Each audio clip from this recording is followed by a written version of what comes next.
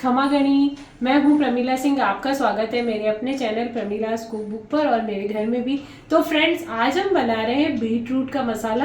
यानी कि beet root है वो बहुत हेल्दी होता है और उसमें आयरन भी बहुत होता है। और वैसे तो बच्चे इसे नहीं खाते हैं, कई लोग नहीं खाते हैं, इसे यूज़ में बहुत कम लेते हैं, लेकिन आप इसे अपने खाने में शामिल कीजिए, बहुत ही हेल्दी चीज़ है। तो इससे हम यदि आलू के मसाले में और थोड़ा सा किसी भी चीज़ में मिला के खाएंगे तो बच्चे भी आसानी से इसे खा लेंगे और बहुत हेल्दी भी होता है। तो चलिए फिर आज इसी को मिला के बनाते हैं मसाला। मल्टीपर्पज़ मसाला है जो कि आप किसी में भी काम में ले सकते हैं। इसका सैंडविच भी बना सकते हैं, इसको आप पराठे के अंदर स्टफ करके पराठा बना सकते हैं, या फिर इसका कोफ्ता बना सकते हैं गोले बना के डिप करके बेसन में। और जैसे ब्रेड के अंदर ब्रेड रोल बनाते हैं तो इस मसाले को डाल के और ब्रेड रोल बना सकते हैं। जो भी हो इसका उपयोग कर सकते हैं आप। तो चलिए फिर आज बनाते हैं मल्टीपर्पज़ बीटरूट मसाला। आइए फिर देख लेते हैं हमें इसमें क्या क्या सामग्री काम में आएगी। तो मल्टीपर्पज़ बीटरूट का मसाला बनाने के लिए जो जो सामग्री काम में आएगी वो हम देख लेते हैं। ये मसाला बहुत ही मल्टीपर्पज़ है, इसे आप पराठे में, सैंडविच में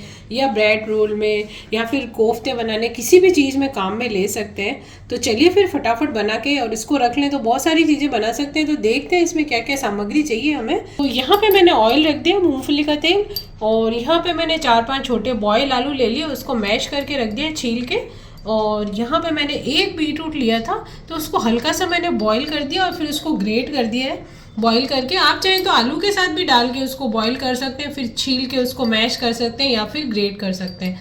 यहाँ पे मैंने ले लिया है थोड़ा सा अदरक का छोटा सा टुकड़ा, उसको भी मैंने ग्रेट कर दिया है।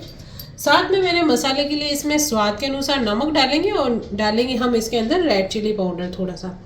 साथ ही साथ यहाँ पे हमने रख दिया है अमचूर पाउडर, तो इसमें डालेंगे थोड़ा सा अमचूर पाउडर खटाई के लिए, टेंगीनेस के लिए। साथ में थोड़े से मैंने अनार के दाने रखे हैं, तो ये फ्रेश अनार है, आप चाहे तो सूखे भी डाल सकते हैं। वैसे फ्रेश अनार दाना बहुत अच्छा लगता है, तो आप चाहे, ये ऑप्शनल है, ज़रूरी नहीं है, यदि आपके पास नहीं है तो बिना अनार दाने की भी बना सकते हैं।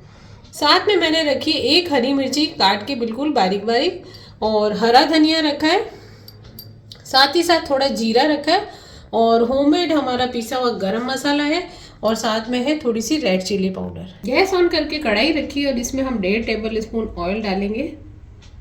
ऑयल गर्म होने के बाद हम 1 टीस्पून इसमें जीरा डालेंगे। साथ में ये ग्रेट की हुई अदरक है वो डाल देंगे इसके अंदर, तो फ्लेवर आ जाएगा इसका। और अब ये आलू डाल देंगे। 3 चिली है जो हरी मिर्च हमने रखी थी काट के, वो भी डाल देंगे साथ में। तो अब एक बार इन सबको मिक्स कर लेंगे। तो अब इसमें बारी आती है बीटरूट को डालने की, जो मैंने ग्रेट करके रख दिया था, और ये बॉईल किया हुआ है।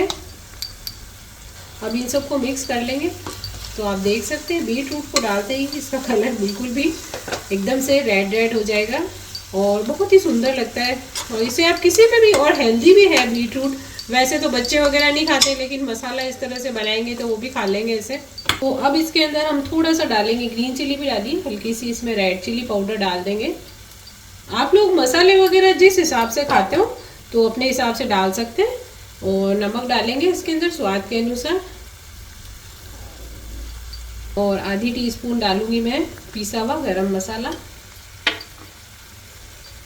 तो इनको मिक्स कर लेंगे।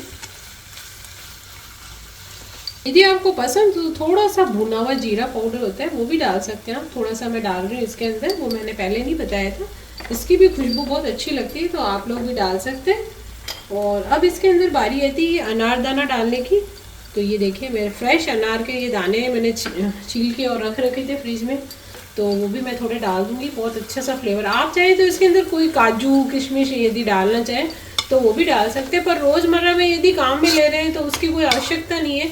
और यदि अनार के दाने भी नहीं है यदि आपके पास, तो ऐसे ही प्लेन भी बना सकते हैं आप। अब खटाई के लिए डालूंगी मैं इसमें अमचूर पाउडर एंड में। हमारे सभी मसाले वगैरह हम इसमें डाल चुके हैं। जितनी भी खटाई, जिस मात्रा में आप जितना ज़्यादा खट्टा खाते हैं उस हिसाब से डाल सकते हैं। तो इसको मिक्स कर देंगे। तो लीजिए हमारा ये मसाला रेडी हो गया। अब सारी चीज़ें हमने डाल दी है, और यदि किसी को हल्दी डालनी हो तो थोड़ी सी डाल सकते हैं। वैसे तो इसका कलर रेड ही होना है, तो मैंने इसमें हल्दी नहीं डाली है। और आप लोग चाहें तो थोड़ी सी आधी टीस्पून इसमें हल्दी भी मिक्स कर सकते हैं। तो ये हमारा मसाला रेडी हो गया। आप इसको चख के देख सकते हैं, नमक और खटाई वगैरह सब बराबर है। तो यदि कम लगे तो थोड़ी मिला सकते हैं। तो लीजिए हमारा बीटरूट मसाला बिल्कुल रेडी हो गया है। अब इसके ऊपर डाल देंगे थोड़ा सा हरा धनिया।